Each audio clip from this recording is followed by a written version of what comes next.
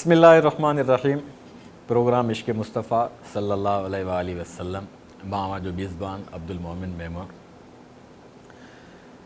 सिंध सुवारीअ में इश्क़ मुस्तफ़ा जो रेज तॾहिं ई थी चुको हुयो जॾहिं आका जन मुजस्सम अतहर समेत धरतीअ जे सीने ते जलवा अफ़रोज़ हुया। सिंध मां वफ़द उते कई विया, अजरक पेश कयनि, लोन जो कपिड़ो पेश कयो वियो आका जन जे ख़िदमत में। ऐं आका जन दुआ फरमाई हुई, यातीनी मिनल हिंद व सिंध रिहुन तय्यबन यफ़रह क़ल्बी। मूंखे सिंध मां ऐं हिंद मां सुगंध हीर पई घुलंदे महसूसु थिए जेका मुंहिंजो हियां ठारे थी। आका जन जी दुआ आहे सिंध खे। आशिक़ रसूल उन ज़माने खां पैदा थींदा रहिया। असांजे वेझे माज़ीअ में शाहपुर चाकर उते हिकिड़े आशिक़ रसूल जनम वरितो, हज़रत मौलाना मोहम्मद हसन अब्बासी साहब अलैहि रहम। हींअर मुजस्सम तौर असां सां हिन दुनिया में गॾु न आहिनि, विसाल फरमाए चुका आहिनि। शाहपुर चाकर में ख़ानकाए आलिया कादरिया अब्बासिया हसनिया जो पाण बुनियाद विधऊं। ख़लीफ़े मुजाज़ हुया पाण कुतुबुल अक़दाब हज़रत सैयद हमादुल्लाह हालेजवी रहमतुल्लाह अलैह जा। ख़लीफ़े मुजाज़ हुया पाण मौलाना अहमद अली लाहौरी रहमतुल्लाह अलैह जन जा। सनन विसाल खां पोइ सजाद नशीनीअ जो एज़ाज़ नसीब थियो। सनन फ़र्ज़ंद हज़रत मौलाना अब्दुल जब्बार अब्बासी साहब जन खे हज़रत मौलाना अब्दुल जब्बार अब्बासी साहब सजाद नशीन दरगाह आलिया हसनिया शाहपुर चाकर, उन्हनि जा नीगर बिरादरम मौलाना शुएब हसन अब्बासी साहब असां सां असांजे स्टूडियो में मौजूदु आहिनि। साईं, असां तव्हांखे पंहिंजे प्रोग्राम में भलीकार था चऊं। इश्क़ रसूल सल्लल्लाहु अलैहि वसल्लम हिकु अहिड़ो हमगीर उनवान आहे जंहिं उनवान ते मां चाहींदुसि त तव्हां पंहिंजी गुफ़्तगू जो आगाज़ कयो। बिस्मिल्लाहिर्रहमानिर्रहीम। सभ खां पहिरीं त तव्हांजो शुक्रियो अदा कयां थो, बिलख़ुसूस सिंध टीवी जो, जंहिं एॾे वॾे उनवान ते असांखे लबकुशाई करण जो मौक़ो ॾिनो आहे मूं जहिड़े नाचीज़ खे। ऐं धणी दर दुआगो बि आहियूं त इंशा अल्लाह इन इश्क़ मुस्तफ़ा जे सदके बख़्शिश बि थींदी। जेको तव्हां नालो खयों सिंध जे तमामु आशिक़ान रसूल मां, आशिक़ रसूल हज़रत मौलाना साईं मोहम्मद हसन अब्बासी रहमतुल्लाह अलैह रहमतम वासिया मुंहिंजो ॾाढो साईं हुयो। ऐं सिंध जे अंदरि उन्हनि इश्क़ मुस्तफ़ा जो हिकिड़ो माण्हुनि खे जाम प्यारियो ऐं अल्लाह जे रसूल सल्लल्लाहु अलैहि वसल्लम जो हुननि माण्हुनि खे दिलि में मुहबत विहारण जो हिकिड़ो दुनिया जे अंदरि बिलख़ुसूस अचण खां पोइ उन्हनि खे तड़प हुई त मां इश्क़ मुस्तफ़ा माण्हुनि खे सेखारियां। हू तहरीक निज़ाम मुस्तफ़ा में बि शरीक रहिया। असांजा ॾाढा साईं मोहम्मद हसन अब्बासी रहमतुल्लाह अलैह तहरीक ख़त्म नबूवत में बि शरीक रहिया ऐं उन्हनि तमामु वॾो किरदारु अदा कयो। चूंकि इश्क़ मुस्तफ़ा अहिड़ो उनवान आहे जेको मां ई तव्हां त छा पर सैयदना अबू बकर सिद्दीक़ रज़ी अल्लाह ताला अन्हु खां वठी करे ईंदड़ हर मुसलमान बल्कि हर इंसान जेकॾहिं उनखे बयानु करे, उनखे लिखे, उनखे नात जी सूरत में, तक़रीर जी सूरत में, कंहिं बि सूरत में उनखे खुटाए ख़तमु करे नथो सघे, इहा दावा क़तन नथो करे सघे। मां इन शेर खां पंहिंजे अॼु इश्क़ मुस्तफ़ा जे तव्हांजे हिन प्रोग्राम में आगाज़ कयां। हिकिड़े ग़ैर मुस्लिम शाइर लिखियो आहे, हुज़ूर आए तो सिर्रे आफ़रीनश पा गई दुनिया, हुज़ूर आए तो सिर्रे आफ़रीनश पा गई दुनिया, अंधेरों से निकल कर रोशनी में आ गई दुनिया, बुझे चेहरों का रंग उतरा सते चेहरों पे नूर आया, बुझे चेहरों का जंग उतरा सते चेहरों पे नूर आया, हुज़ूर आए तो इंसानों को जीने का शऊर आया। यतीमों और ज़ईफ़ों को पनाहें मिल गईं आखिर, यतीमों और ज़ईफ़ों को पनाहें मिल गईं आखिर, हुज़ूर आए तो इंसानों को निगाहें मिल गईं आखिर।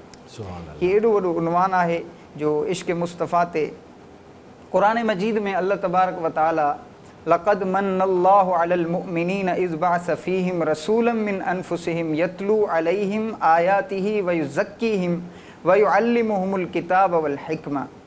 चूँकि अलामा राशिद महमूद सुमरो साहब जन इन इश्क़ मुस्तफ़ा ते एतिरो ॻाल्हाए विया आहिनि जो दरगाह आलिया कादरिया राशिदिया हसनिया शाहपुर चाकर जा गादी नशीन मुंहिंजा वालिद मोहतरम हज़रत मौलाना साईं अब्दुल जब्बार अब्बासी साहब दामत बरकातुहुमुल आलिया सिंध जी आवाम खे अलामा राशिद महमूद सुमरो साहब जो बयानु तव्हांजे हिन प्रोग्राम वारो ॿुधण खां पोइ इहो पैगाम मोकिलियो आहे त जेकॾहिं सिंध जी आवाम, सिंध जो इंसान, सिंध जो हर मुसलमान उन बयान खे जेकॾहिं पंहिंजे अंदरि समाईंदो अलामा राशिद महमूद सुमरो साहब जन जे बयान खे, त मां सम्झां थो त इनशा अल्लाह उन जी ज़िंदगी बि बदिलजी वेंदी, आख़िरत बि बदिलजी वेंदी। बिल्कुलु भाऊ राशिद सुमरो साहब जन हींअर सिंध जी क़यादत पिया कनि। जेके बि आशिक़ान मुस्तफ़ा आहिनि उन्हनि सभिनी जो भाऊअ में साहु आहे ऐं उन्हनि जी निस्बत आहे जंहिं वालिद साहब सां उन्हनि खे अल्लाह साईं जाम शहादत नसीब फ़रमायो। उन्हनि जा ॾाॾा साईं हज़रत हक़ानी रहमतुल्लाह अलैह मोरूसी तौरु उन्हनि खे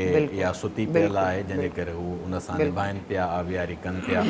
ऐं सिलसिलो तव्हांजो असांजो सॼी सिंध जो बल्कि बर सग़ीर जो बल्कि आलम ऐं दुनिया में जिते जिते बि आशिक़ान मुस्तफ़ा आहिनि उन्हनि सभिनी जो भाऊअ में साहु आहे। अल्लाह साईं उन्हनि जी हिफ़ाज़त फ़रमाए। उन्हनि खे जे लाइ अल्लाह असां इहा ई दुआ घुरंदासीं अल्लाहुम्मा ज़िद फ़ज़िल। हज़रत साईं मोहम्मद हसन रहमतुल्लाह अलैह जन जे मुतअल्लिक़ असां उन्हनि जी ज़ियारत बि नसीब थी असांखे। पाण इश्क़ रसूल में रंगियल हुया ऐं इहे तवातुर सां असां रिवायतूं ॿुधियूंसीं त हज़रत साईं जन खे हुज़ूर अक़दस सल्लल्लाहु अलैहि वसल्लम जन जी ज़ियारत बि का नसीब थी हुई ऐं उन ज़ियारत जो को वटनि को वज़ीफ़ो बि हुयो ख़ासि। तजल्लियात हसन किताब आहे, बतले जलील किताब आहे, मजालिस हसन असांजी दरगाह शरीफ़ जा इहे ख़ासि किताब आहिनि जेके सिंध त छा पाकिस्तान त छा पर ॿाहिरिनि मुल्कनि में बि अल्हम्दुलिल्लाह इहे पढ़िया वञनि था। उन्हनि जे अंदरि ऐं बिलख़ुसूस मां पंहिंजे कननि सां बि दरगाह शरीफ़ ते 10-12 साल अॻु में इहो वाक़ियो पहिरियों दफ़ो साईं जन जे ज़बान मुबारक मां ॿुधो ऐं साईं जन ज़ारो क़तार रोइनि पिया। साईं जन जो जेको सिलसिलो हो हज़रत मौलाना साईं हमादुल्लाह हालेजवी रहमतुल्लाह अलैह उन्हनि सां पहिरीं बैयत हुई ॾाॾा साईं मोहम्मद हसन अब्बासी रहमतुल्लाह अलैह जी। उन्हनि वटि वठी वञण वारी उहा अज़ीम शख़्सियत हुई, उस्ताद बि हुया साईं मोहम्मद हसन रहमतुल्लाह अलैह जा। हज़रत मौलाना साईं अब्दुल अज़ीज़ रते देरे वारा जंहिंखे भांडवी रहमतुल्लाह अलैह जे लक़ब सां सॾियो वञे थो, उन्हनि इंतिहाई तरबियत कई शुरू ज़माने खां, तालिबी ज़माने खां। हज़रत साईं अब्दुल अज़ीज़ रत भांडे कुबे वारा जी उहे भाऊ राशिद साहब जा नाना त जी नाना थियनि था। उन्हनि जा ॾिसो केॾियूं ख़ूबसूरत इहो फैज़ असांखे उतां ई मिलियो आहे। ऐं उन्हनि इंतिहाई तरबियत कई। साईं हमादुल्लाह वटि वठी वेंदा हुआ, साईं हमादुल्लाह रहमतुल्लाह अलैह बि उन्हनि ते शफ़क़त कंदा हुआ। उन खां बाद में ख़ुदामुद्दीन रिसालो जेको लाहौर मां शाया थींदो हो उनखे साईं ॾाॾा साईं मोहम्मद हसन अब्बासी रहमतुल्लाह अलैह पढ़ियो ऐं उन में लिखियलु हो साईं अहमद अली लाहौरी रहमतुल्लाह अलैह जो पंहिंजो वाक़ियो त मां दीनपुर शरीफ़ मां बि बैयत हुउमि साईं लाहौरी रहमतुल्लाह अलैह ऐं मां अमरोट शरीफ़ साईं ताज महमूद शाह अमरोटी रहमतुल्लाह अलैह सां बि बैयत हुउमि। पोइ मां ॿिन्ही दरगाहुनि ते वेंदो हुउसि, ॿिन्ही बुज़ुर्गनि खां फैज़ वठंदो हुउसि इश्क़ मुस्तफ़ा जो। पोइ इहा ॻाल्हि पढ़ी साईं वॾा ॾाॾा साईं मोहम्मद हसन रहमतुल्लाह अलैह लाहौर विया साईं अहमद अली लाहौरी रहमतुल्लाह अलैह वटि। पोइ उन्हनि चयो त मां हाले जी शरीफ़ ईंदुसि। पोइ उते आया पाण। पोइ उते ॾाॾा साईं रहमतुल्लाह अलैह उन्हनि खे चयो त मां तव्हां सां बैयत करणु थो चाहियां। तो साईं लाहौरी रहमतुल्लाह अलैह फरमायो तो आपकी बैयत तो मौलाना हमादुल्लाह हालेजवी से है और वो मेरा भाई है, मैं दूसरी बैयत नहीं कर सकता। पोइ ॾाॾा साईं रहमतुल्लाह अलैह हज़रत मौलाना अहमद अली लाहौरी रहमतुल्लाह अलैह खे उन्हनि जो पंहिंजो वाक़ियो ॿुधायो त मां ही ख़ुदामुद्दीन रिसाले में पढ़ियो आहे, लिहाज़ा तव्हां मूं ते क़ल्ब जी नज़र कंदो त मुंहिंजे मोहबत में कमी न ईंदी। मां साईं हमादुल्लाह सां बि इंशाअल्लाह मोहब्बत में रहंदुमि, तव्हां सां बि इंशाअल्लाह। पोइ बैयत कयूं। पोइ साईं लाहौरी रहमतुल्लाह अलैह कुझु वज़ाइफ़ ॿुधाया रसूल अकरम सल्लल्लाहु अलैहि वसल्लम जी ज़ियारत जा। पोइ उन में काफ़ी मरतबा, हिकु दफ़ो न ॿ दफ़ा न, साईं हज़रत मौलाना साईं अब्दुल जब्बार अब्बासी साहब ऐं ॿिया बुज़ुर्ग जेके खुलफ़ा आहिनि उहे बि ॿुधाइनि था ऐं ख़ुदि ॾाढा साईं मोहम्मद हसन अब्बासी रहमतुल्लाह अलैह जो इहो वाक़ियो किताब में मौजूदु आहे त रसूल पाक सल्लल्लाहु अलैहि वसल्लम जो उन्हनि जे दिलि में एतिरो इश्क़ मुस्तफ़ा हो जो उन इश्क़ मुस्तफ़ा जे सदके पाण करीम सल्लल्लाहु अलैहि वसल्लम जन जी ज़ियारत नसीब थी ॾाढा सी रहमतुल्लाह अलैह खे। माशाअल्लाह, इश्क़ मुस्तफ़ा जी ख़ूबसूरत महफ़िल आहे ऐं असां सां असांजा नातख़्वान भाइर बि आहिनि जी जेके बिल्कुलु हुननि जो तारुफ़ तव्हां पंहिंजे ज़ुबानी कराईंदा। माशाअल्लाह सिंध में हिन वक़्तु तमामु सुठा नातख़्वान अल्हम्दुलिल्लाह हलनि था। भाऊ इज़हार आहे, ॿिया आहिनि, लेकिन असां सां अल्हम्दुलिल्लाह अॼु आहे भाऊ अब्दुल बासित सूमरो साहबु, सुठो नातख़्वान आहे। ऐं भाऊ अब्दुल बासित सूमरो साहब खां नात सबूरी ॿुधूं, चूंकि रमज़ान शरीफ़ बि आहे ऐं इश्क़ मुस्तफ़ा बि आहे, जेकॾहिं उन उनवान सां ॿुधाईंदा त बिस्मिल्लाह। वञा दोस्त नबीअ जे देरे में मन वसुल थिए कहीं वेरे में, मन वसुल थिए कहीं वेरे में। वञा दोस्त नबीअ जे देरे में जल साहु सदाई सिकायल आ, याओ हिजर फिराक में आयल आ, याओ हिजर फिराक में आयल आ, याओ हिजर फिराक में आयल आ। दिल बूंदर जे आघेरे में मन वसुल थिए कहीं वेरे में, मन वसुल थिए कहीं वेरे में। वञा दोस्त नबीअ जे देरे में थो इश्क़ नबीअ जो आड़ा हुबरे, दीदार थिए मुंहिंजी दिलड़ी ठरे, दीदार थिए मुंहिंजी दिलड़ी ठरे, दीदार थिए मुंहिंजी दिलड़ी ठरे। विधो जोश जुदाईअ जेरे में मन वसुल थिए कहीं वेरे में, मन वसुल थिए कहीं वेरे में। वञा दोस्त नबीअ जे देरे में मन वसुल थिए कहीं वेरे में, मन वसुल थिए कहीं वेरे में। वञा दोस्त नबीअ जे देरे में महबूब मोहम्मद शाल ॾिसा, वञी मुल्क मदीने मंझर सा। महबूब मोहम्मद शाल ॾिसा, वञी मुल्क मदीने मंझर सा, वञी मुल्क मदीने मंझर सा, वञी मुल्क मदीने मंझर सा। ॾिसा रोज़ो रसूल सवेरे में मन वसुल थिए कहीं वेरे में, मन वसुल थिए कहीं वेरे में। वञा दोस्त नबीअ जे देरे में केई कांग ख़्याल उॾारियां थो, पयो मीर मोहम्मद सारियां थो, पयो मीर मोहम्मद सारियां थो, पयो मीर मोहम्मद सारियां थो। ॾिसां रोज़ो रसूल सवेरे में अचां फज़ुल करम जे फेरे में, मन वसुल थिए कहीं वेरे में, मन वसुल थिए कहीं वेरे में। वञा दोस्त नबीअ जे देरे में मन वसुल थिए कहीं वेरे में, मन वसुल थिए कहीं वेरे में। वञा दोस्त नबीअ जे देरे में चांडे अब्द जी आस पुजाए खुदा, पाड़े पिरियन जे पहुचाए खुदा।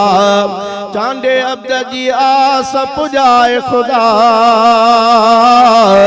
पाड़े पिरियन जे पहुचाए खुदा, पाड़े पिरियन जे पहुचाए खुदा, पाड़े पिरियन जे पहुचाए खुदा। नथो रूह रहे रते देरे में, नथो रूह रहे रते देरे में, मन वसुल थिए कहीं वेरे में, मन वसुल थिए कहीं वेरे में।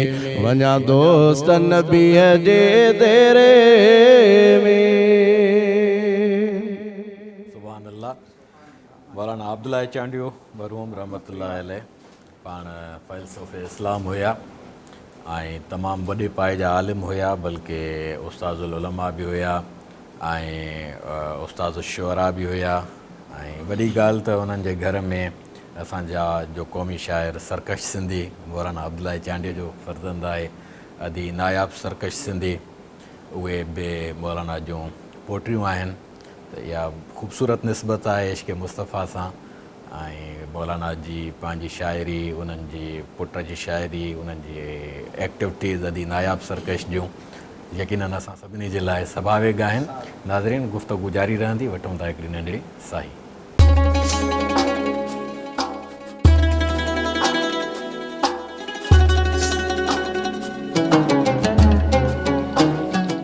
भलीकार नाज़रीन, इश्क़ मुस्तफ़ा सल्लल्लाहु अलैहि वसल्लम जंहिंजी महफ़िल जारी आहे ऐं इश्क़ मुस्तफ़ा जो गुलशन दरगाह हसदिया शाहपुर चाकर, उन्हनि जा हिकिड़ा टिमकंदड़ अदिया बिरादर मौलाना शुएब साहब असां सां मौजूदु आहिनि। उन्हनि सां गॾु असांजा नौजवान उसरंदड़ सिंध जा नात ख़ान भाऊ ज़ुल्करनैन हैदरी साहब असां सां मौजूदु आहिनि। त मौलाना शुएब साहब, हींअर जेको माहौल आहे असांजो, उन में ख़ासि करे दरगाहुनि जे हवाले सां मां ॻाल्हायां त दरगाहुनि खे दुकाननि जी शिकिल ॾिनी वई आहे।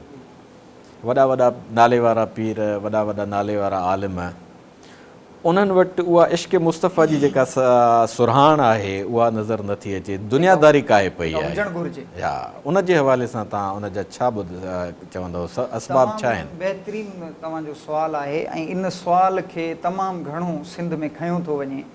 ख़ानकाहुनि जे अंदरि इश्क़ मुस्तफ़ा जी कमी नज़र अचे पई या दुकानदारी जे हवाले सां तव्हां जेका ॻाल्हि कई, मां ॿियनि जी ॻाल्हि त न कंदुसि, लेकिन उलमा सां जेको जोड़ आहे या इल्मु आहे उन खां दूरी जो इहो सबबु आहे ऐं दुनिया सां इश्क़ जो इहो सबबु आहे जो इल्म खां दूरी, दुनिया सां मुहबत जे करे उते अॼु इहे शयूं न पियूं नज़र अचनि, जेका तमामु अफ़सोस जोगी ॻाल्हि आहे ऐं ईअं न हुअणु खपे।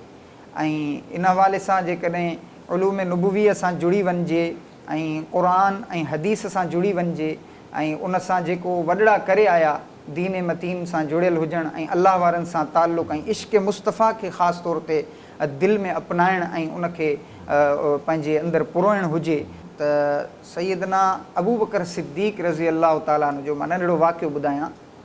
पाण करीम सल्लल्लाहु अलैहि वसल्लम जन ऐलान फ़रमायो त जंहिं वटि जेको कुझु घर में हुजे उहो खणी अचे। रसूलुल्लाह सल्लल्लाहु अलैहि वसल्लम जे ऐलान ॿुधण खां बाद में तमामु सहाबा पंहिंजे घर विया। सैयदना अबू बकर सिद्दीक़ रज़ी अलाह ताला अन्हु इश्क़ मुस्तफ़ा में सरशार हुया ऐं आशिक़ मुस्तफ़ा हुया। सैयदना सिद्दीक़ अकबर घर विया, हिकिड़ो रुमाल विछायूं, सॼो सामान उन में विधऊं। इन वाक़े खां तव्हां बख़ूबी वाक़िफ़ आहियो अल्हम्दुलिल्लाह। उहो खणी रसूलुल्लाह सल्लल्लाहु अलैहि वसल्लम जे अचनि पिया रसूलुल्लाह सल्लल्लाहु अलैहि वसल्लम वटि पेश करण जे लाइ, त आख़िर में भित खे हथ हणी कखाणो घर या उन ज़माने जो जेको बि तव्हां तसवुरु कयो उहो घर हो, ॻोल्हणु लॻा। त कंहिं पुछण वारे पुछो त इते छा था ॻोल्हियो? चई त मां सॼो सामान हिन चादर में विधो आहे ऐं मुंहिंजो इश्क़ मुस्तफ़ा जेको दिलि में आहे उहो इहा शइ गवारा नथो करे त मां इहा सुई हिते रखियलु हुई उहा रहाए वञा, उहा बि खणी मां महबूबनि जे क़दमनि में पेश करणु चाहियां थो। कंहिं शाइर सैयदना सिद्दीक़ अकबर जे इश्क़ मुस्तफ़ा खे ॾिसी हीअं फ़रमायो, सहाब पाक मुस्तफ़ा को हक़ ने क्या जिगर दिया, सहाब पाक मुस्तफ़ा को हक़ ने क्या जिगर दिया कि दीन पे बेधड़क सब ने माल ज़र दिया, किसी ने निस्फ घर दिया, किसी ने सुल्स ज़र दिया, मगर आयशा के बाप अबू बकर सिद्दीक़ ने दिया तो इस कदर दिया, खुदा के नाम के सिवा जो कुछ था ला के भर दिया।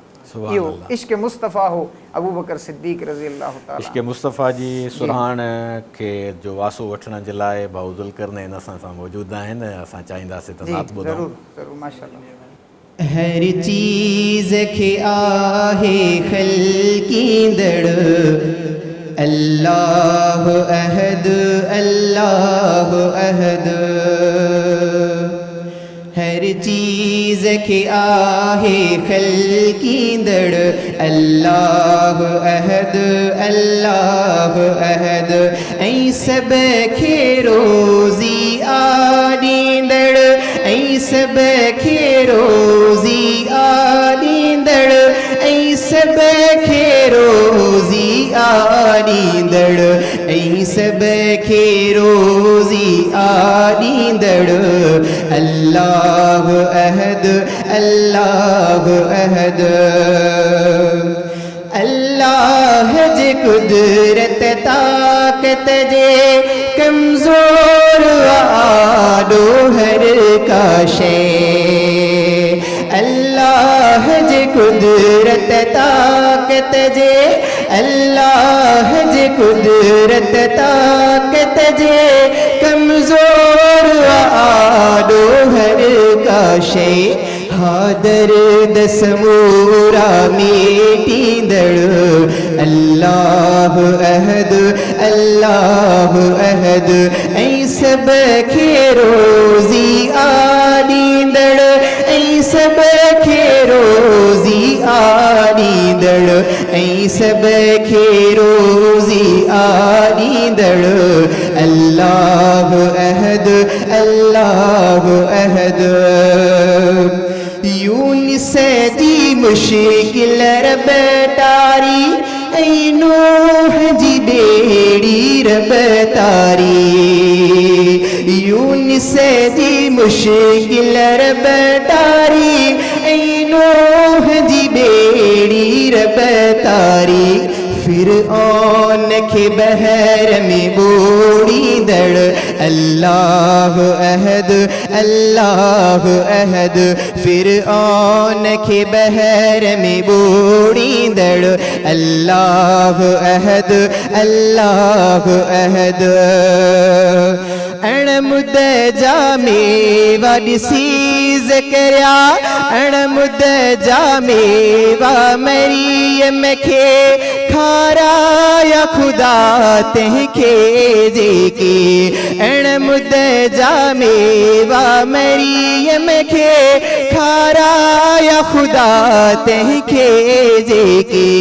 कम कुन जे अमुर सां जोड़ींदड़ अल्लाह अहद अल्लाह अहद ऐं सब खे रोज़ी आॾींदड़ ऐं सब खे रोज़ी आॾींदड़ ऐं सब खे रोज़ी आॾींदड़ अल्लाह अहद अल्लाह अहद अणमुद जा मेवा ॾिसी ज़करिया उन महल घुरी जंहिं रब खां दुआ अणमुद जा मेवा ॾिसी ज़करिया उन महल घुरी जंहिं रब खां दुआ उन जी पोइ दुआ खे क़बूलींदड़ अल्लाह अहद अल्लाह अहद उन जी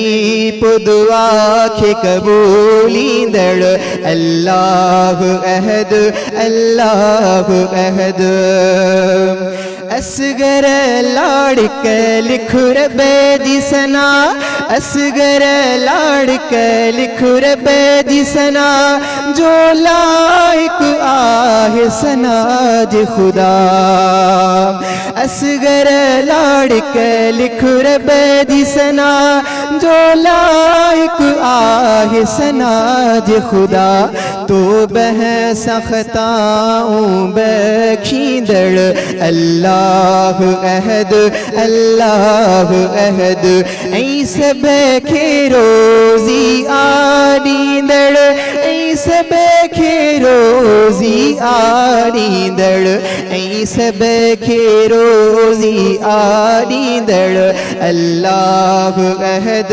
अल्लाह अहद हा दर्द समूरा मेटींदड़ अल्लाह अहद अल्लाह अहद माशा अल्लाह जज़ाकल्ला हम्द शरीफ़ हुयो ऐं जोड़ीअ में नात बि थी वञे ख़ूबसूरत असांजा शाइर आहिनि साईं कादिरदाद शेर साहिब उन्हनि जी शाइरी आहे मरहबा मुस्तफ़ा ख़ातमुल अंबिया मरहबा मुस्तफ़ा ख़ातमुल अंबिया पाक नाले मथा घोर अर्ज़ो समा पाक नाले मथा घोर अर्ज़ो समा मरहबा मुस्तफ़ा ख़ातमुल अंबिया मरहबा मुस्तफ़ा ख़ातमुल अंबिया पाक नाले मथा घोर अर्ज़ो समा मरहबा मुस्तफ़ा ख़ातमुल अंबिया राते माड़ी हो थियो जंहिंजी आमद करे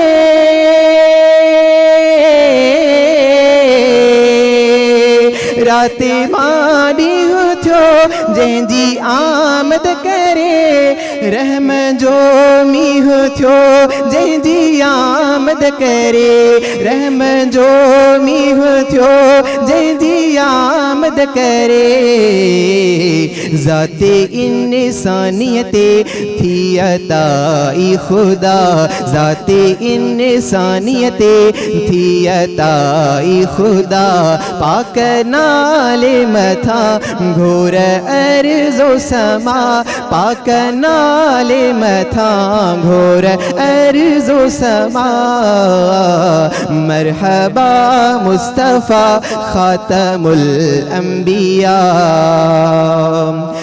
जंहिंखे लोला के लम्मा जो आहे लक़ब आमथे ॾेह सारे खां जंहिंजो नसब आमथे ॾेह सारे खां जंहिंजो नसब रहमतूं जंहिंजे ॼाए वसियूं बारहा रहमतूं जंहिंजे ॼाए वसियूं बारहा पाक नाले मथा घोर अर्ज़ो समा मरहबा मुस्तफ़ा ख़ातमुल अंबिया मरहबा मुस्तफ़ा ख़ातमुल अंबिया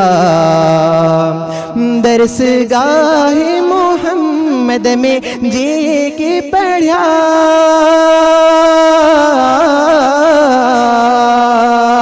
दरसगाहे मोहम्मद में जे के पढ़िया अज़मतुन जी बुलंदिन मथे से चढ़ा अज़मतुन जी बुलंदिन मथे से चढ़ा नेक शागिर्द अस्हाब खैरुल वरा नेक शागिर्द अस्हाब खैरुल वरा पाक नाले मथा घोर अर्ज़ो समा मरहबा मुस्तफ़ा ख़ातमुल अंबिया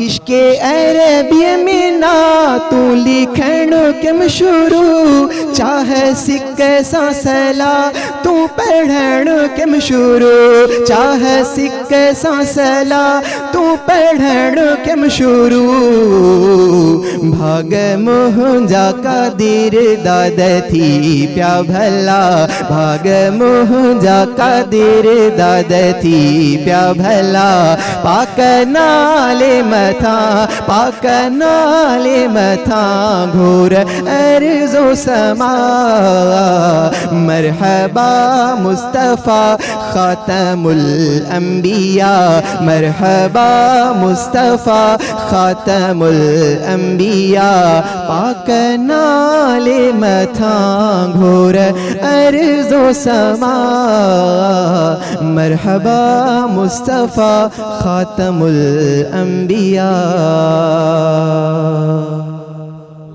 वसल्लम माशाअल्लाह ख़ूबसूरत आवाज़ ख़ूबसूरत शायरी साईं असगर लाड़क साहब ऐं भाऊ कादिर दाद साहब अल्लाह साईं पंहिंजी बारगाह में मक़बूल फ़रमाए। नाज़रीन इश्क़ मुस्तफ़ा जी सुराण जो पाण वास वसी रहिया आहियूं ईमान असांजो ताज़गी महसूस करे रहियो आहे। गुफ़्तगू जो सिलसिलो जारी रहंदो। वठूं था हिकिड़ी नंढड़ी साही।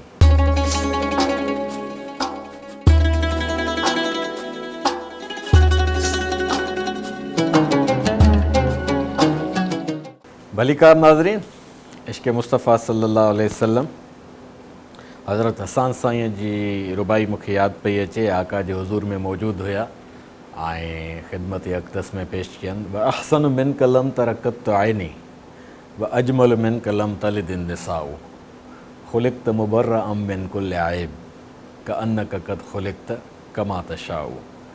मुंहिंजा साईं, मुंहिंजी हिन अखि तव्हां खां वधीक हसीन सूरत का नाहे ॾिठी। व अजमल मिन कलम तलिदिन निसाउ, कंहिं माउ ॼणी हुजे अहिड़ी का सुहिणी सूरत का अखि पसे।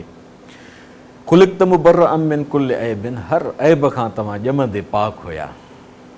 कअन्नक क़द ख़ुलिक़्त कमा तशाउ, ॼण त ख़ल्क़णहार तव्हांखे तव्हांजे हसीन तरीन तसव्वुरात मुताबिक़ ठाहे ठाहे जोड़ियो, ठाहे ठाहे ठाहियो ऐं ठाहे ठाहे ॻोयो आहे।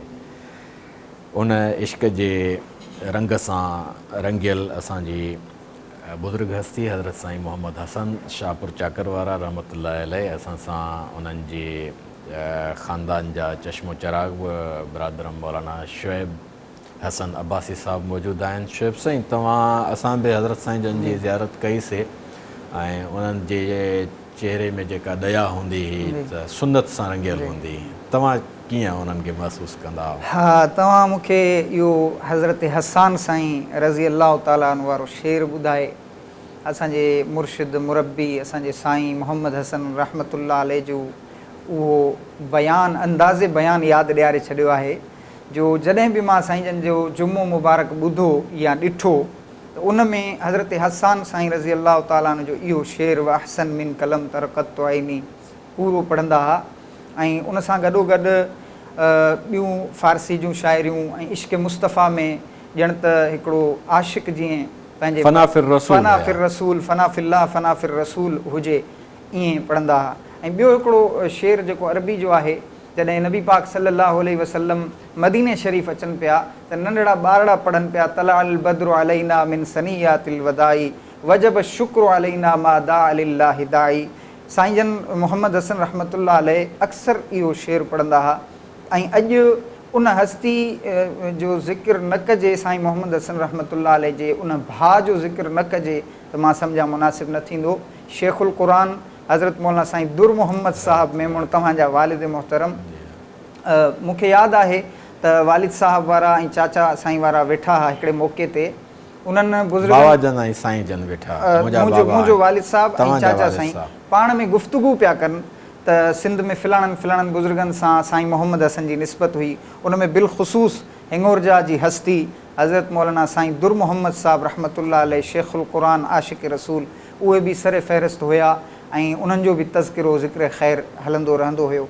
चूंकि इश्क़ मुस्तफ़ा जो उनवान आहे, मां इहा ॻाल्हि तव्हांजी तस्दीक़ कंदो हलां। असां त बाबा जन जे आगोश में पलियासीं, मां उन्हनि खे ॾिसंदो हुउसि त सांझीअ खां पोइ मुराक़बे में वेहंदा ऐं कॾहिं कॾहिं मौलाना अब्दुल्ला चांडी रहमतुल्लाह अलैह जी शाइरी ॿुधंदा हाजी इमदादुल्लाह फुलपुट जी आवाज़ में। पोइ मां ॾिसंदो हुउसि त उहे लुछंदा हुआ, तड़पंदा हुआ, बाक़ाइदे फिज़िकली माना उन्हनि जे जिस्म में लर्ज़ो तारी हूंदो हुयो। त वाक़ई उहे आशिक़ रसूल हुया ऐं असांजे रगुनि में उन्हनि जो ई रतु आहे। इंशाअल्लाह निभाईंदासीं। भाऊ वेठा आहिनि नात ख़्वान असांजा अब्दुल बासित साहब, चाहींदासीं असां त उन्हनि खां बि कुझु ॿुधूं।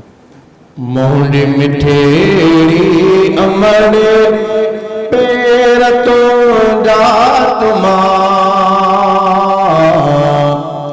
मोहड़ी मिठेड़ी अमर पेर तो जात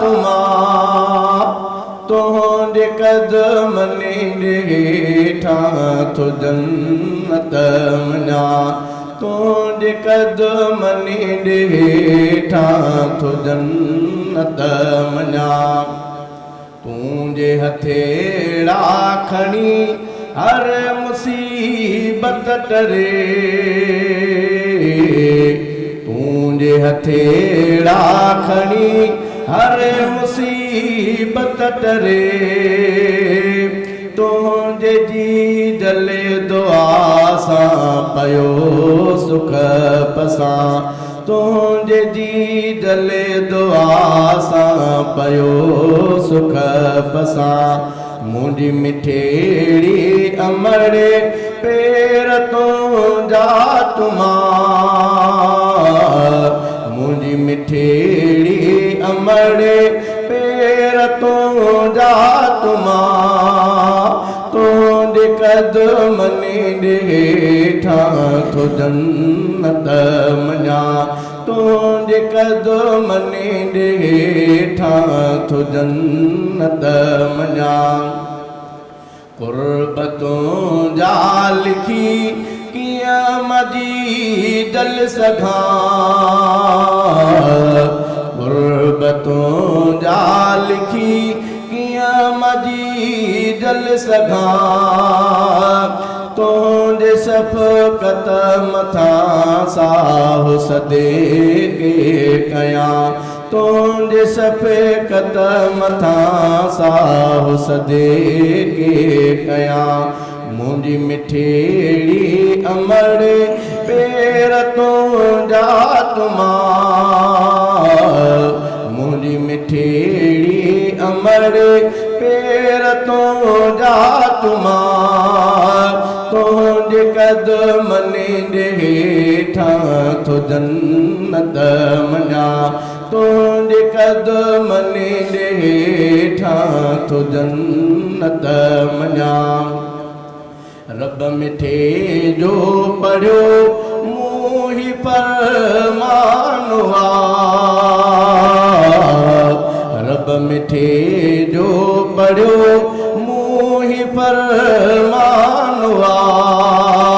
उफ़ोनतने खे चवो साफ़ सचो थो चवां उफ़ोनतने खे चवो साफ़ सचो थो चवां मुंहिंजी मिठेड़ी अमड़े पेर तो जा तुमा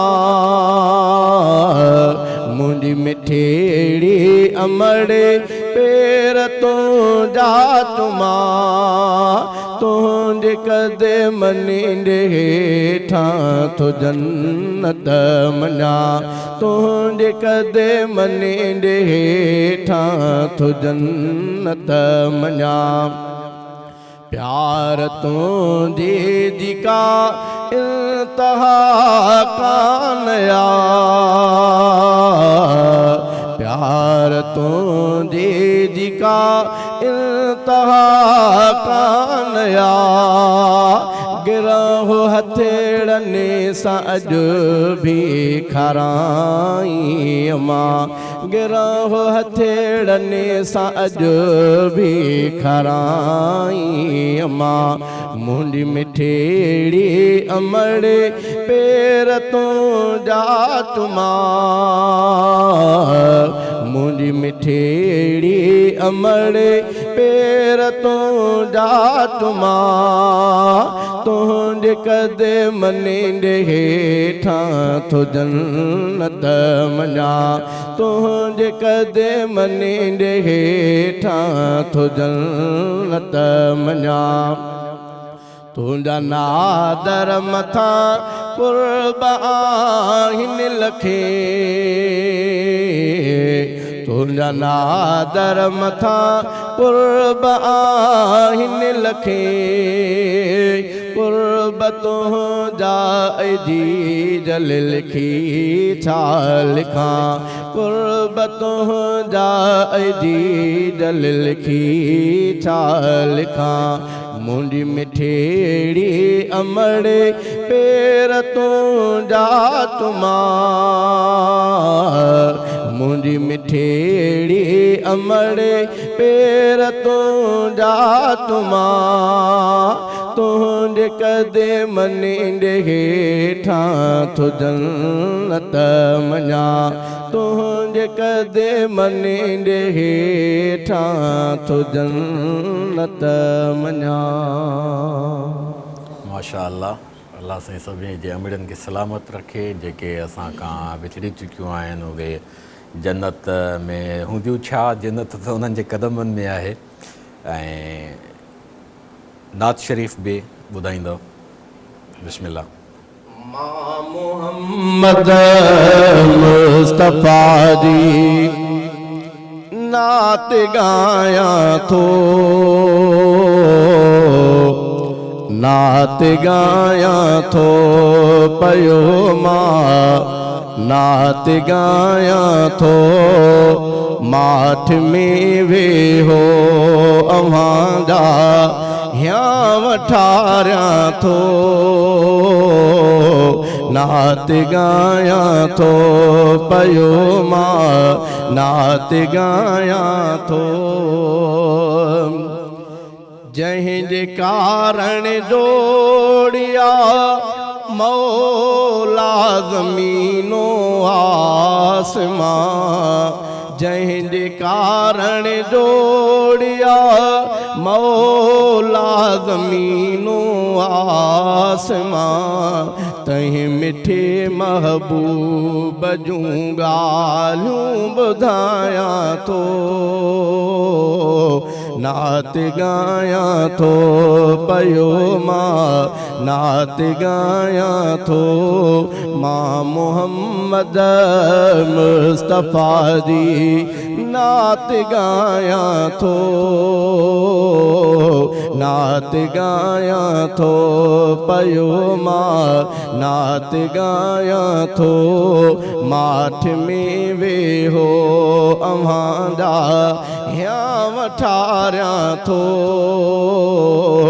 नात गाया थो पयो मां नात गाया थो चंड चोॾीअ जो पुॼी सघंदो न मदनी मीर सां चंड चोॾीअ जो पुॼी सघंदो न मदनी मीर सां सूंहं जो मरकज़ मोहम्मद खे ई भाया थो नात गाया थो पयो मां नात गाया थो मां मोहम्मद मुस्तफ़ा जी नात गाया थो नात गाया थो पयो मां नात गाया थो माठ में वेहो अव्हांजा ह्यां वठारिया थो नात गाया थो पयो मां नात गाया थो शल वञा हिकु मर्तबो महबूब जे दरबार में शल वञा हिकु मर्तबो महबूब जे दरबार में अर्ज़ मौला खे करे हरे दम बॾाया थो नात गाया थो पयो मां नात गाया थो मां मोहम्मद मुस्तफ़ा जी नात गाया थो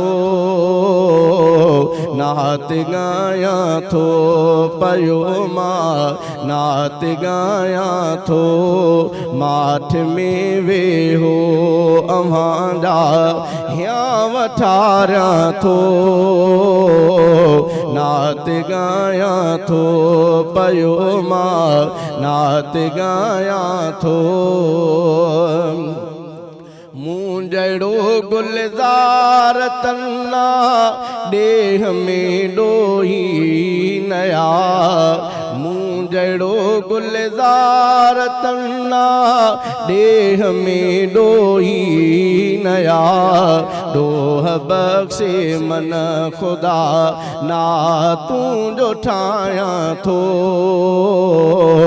नात गाया थो पयो मां नात गाया थो मां मोहम्मद मुस्तफ़ा जी नात गाया थो नात गाया थो पयो मां नात गाया थो माठ में वेहो अव्हांजा ह्यां वठारिया थो नात गायां थो पयो मां नात गायां थो। सल्लल्लाहु अलैहि वसल्लम। इश्क़ मुस्तफ़ा जे शान में असां आलाप ॿुधासीं। असां हिते स्टूडियो में मौजूदु आहियूं। उहो कैफ़ असांखे महसूसु थिए पियो। नाज़रीन, तव्हां स्क्रीन जे तवसुत सां असां सां गॾु आहियो। यकीनन तव्हांजा सीना बि उजागर थींदा हूंदा। भाऊ शुएब साहिबु, हे तमामु वॾी सआदत आहे जेका तव्हां बि नौजवान आहियो, भाऊ बि नौजवान आहे, भाऊ ज़ुल्करनैन बि नौजवान आहे ऐं तव्हांखे अलाह सां इहा सआदत नसीबु फ़रमाई आहे इन उसरंदड़ ॼमार में इश्क़ मुस्तफ़ा सां सरशार हुजण जी। त इन खे हाणे असां पंहिंजे नौजवाननि में कीअं इन इश्क़ जे रंग में रंगियूं? हा, सभ खां पहिरीं त असां उन लाइ तव्हांजे ख़ानकाह ते कहिड़ो इंतज़ाम आहे? ख़ानकाहुनि तमामु ख़ानकाहुनि ते असांजी ख़ानकाह समेत जेको फैज़ वॾड़नि जो इश्क़ मुस्तफ़ा जो हलंदो थो अचे, उहो हिकु त क़ुरान मजीद सां मुहबत ऐं अहादीस मुबारका सां लॻाव ऐं इश्क़ मुस्तफ़ा उहो उनवान आहे जो रहमत आलम सल्लल्लाहु अलैहि वसल्लम जी मुहबत जेकॾहिं कंहिंजे दिलि में अची वञे त उनजो मक़ाम दुनिया में बि बुलंद थी वेंदो, मामलात आसान थी वेंदा ऐं आख़िरत में बि यकीनन बुलंद थी वेंदो। छो जो रहमत आलम सल्लल्लाहु अलैहि वसल्लम न सिर्फ़ु मुसलमाननि जे लाइ बल्कि तमामु इंसानियत जे लाइ रहमत हुया।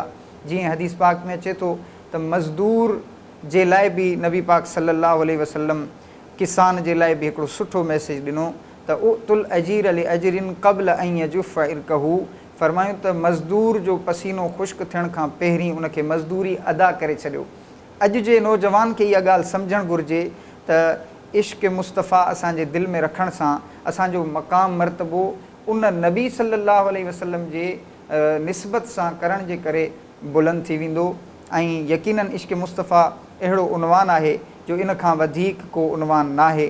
अल्लाह ऐं अल्लाह जे रसूल जी शान खां वधीक को उनवान नाहे।